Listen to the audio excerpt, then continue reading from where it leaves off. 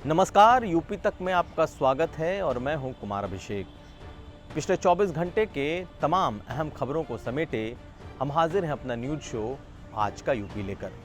तो आज बात होगी अयोध्या में लगे विराम के बाद अब काशी और मथुरा में शुरू हो रहे नए संग्राम की।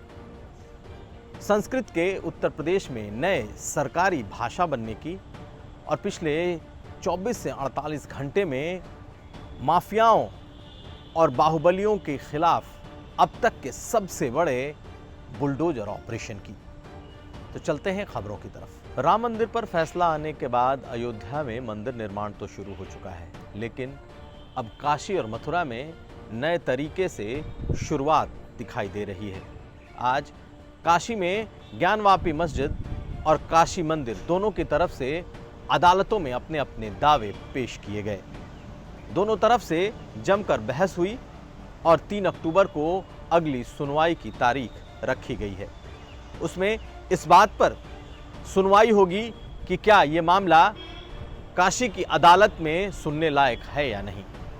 उधर दूसरी तरफ मथुरा में 30 सितंबर को मथुरा में जो शाही मस्जिद है उस पर दावे को लेकर वहां भी सुनवाई होगी।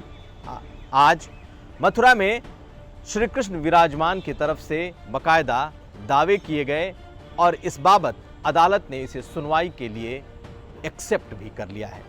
एक तरफ काशी और मथुरा की सुनवाई चलेगी, दूसरी तरफ 30 सितंबर को ही बाबरी मस्जिद विध्वंस में साजिश को लेकर बड़े नेताओं का भाग्य का फैसला होना है। लाल कृष्ण आडवाणी, मुरली मनोहर जोशी, उमा भारती, साध्वी रितंभरा, तमाम ऐसे बीजेपी और वीएचपी के बड़े नेताओं के किस्मत का फैसला होगा कि आखिर बाबरी विध्वंस में इनका दोष था या नहीं। 30 सितंबर को इस पर सीबीआई की विशेष अदालत लखनऊ में फैसला सुनाएगी। तो एक तरफ काशी और मथुरा में शुरुआत हो रही है सुनवाई की, कानूनी लड़ाई की, और दूसरी तरफ 30 सितंबर को ही बाबरी विध्वंस पर फैसला आएगा। चलते हैं अगली खबर की तरफ। संस्कृत अब उत्तर प्रदेश में नई राजकीय भाषा की तरफ बढ़ती जा रही है। मुख्यमंत्री योगी आदित्यनाथ ने एक पहल कर अब संस्कृत को भी सरकार से जोड़ दिया है। सरकार के सूचना विभाग से निकलने वाली तमाम विज्ञप्तियां अब संस्कृत में भी निकलेंगी।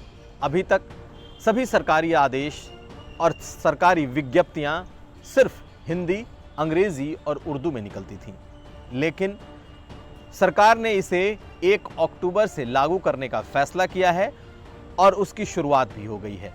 अब संस्कृत भाषा में सरकार के प्रेस रिलीज और सरकारी विज्ञप्तियां निकलनी शुरू हो गई हैं। बाकायदा इसके लिए एक टीम भी मीडिया सेल में रखी गई है जो सरकार के सभी सरकारी आदेश और सरकारी विज्ञप्तियों का संस्कृत अनुवाद करेगा और उसे जारी भी करेगा।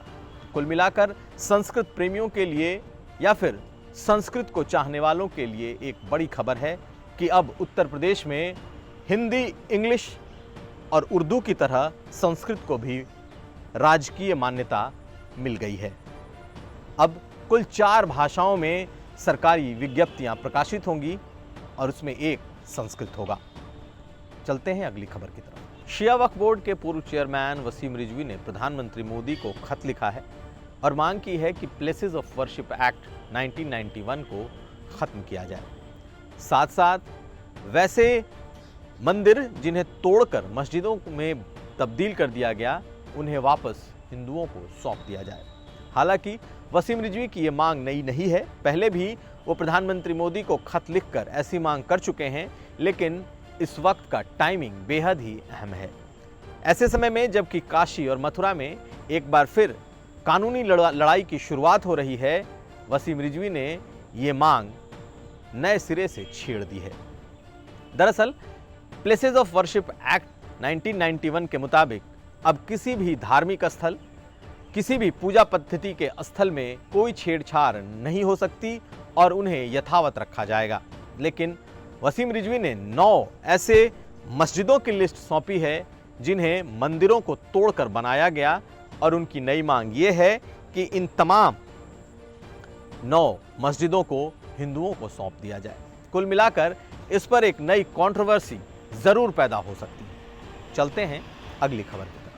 कृषि बिल के खिलाफ आज उत्तर प्रदेश में कांग्रेस पार्टी और शिवपाल यादव की पार्टी प्रगतिशील समाजवादी पार्टी ने लखनऊ की सड़कों पर जबरदस्त प्रदर्शन किया।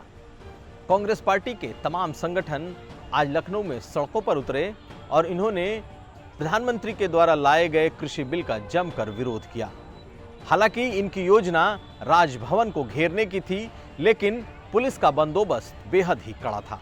सुबह से ही कांग्रेस के तमाम बड़े नेता नजरबंद कर दिए गए, उनके घरों पर पहरे बिठा दिए गए, लेकिन कांग्रेस के प्रदेश अध्यक्ष अजय कुमार लल्लू अपने कार्यकर्ताओं के बीच पहुंचे और परिवर्तन चौक पर गिरफ्तारी दी।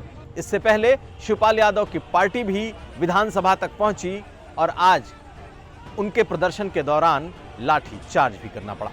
कुल मिलाकर किसान बिल का विरोध पॉलिटिकल पार्टियों में बढ़ता जा रहा है, लेकिन योगी सरकार उत्तर प्रदेश में इसे किसी आंदोलन का रूप होते देना नहीं चाहती। तमाम दल इस वक्त इसके विरोध में हैं, लेकिन सरकार भी इसे रोकने पर आमादा है। चलते हैं अगली खबर की तरफ। बाहुबलियों और माफियाओं के खिलाफ योगी सरकार का बुलडोजर अभियान रुकने का नाम नहीं ले रहा। अतीक अहमद और मुख्तार अंसारी के बाद अब और कई नाम हैं जिनके खिलाफ बुलडोजर चलने शुरू हो गए हैं।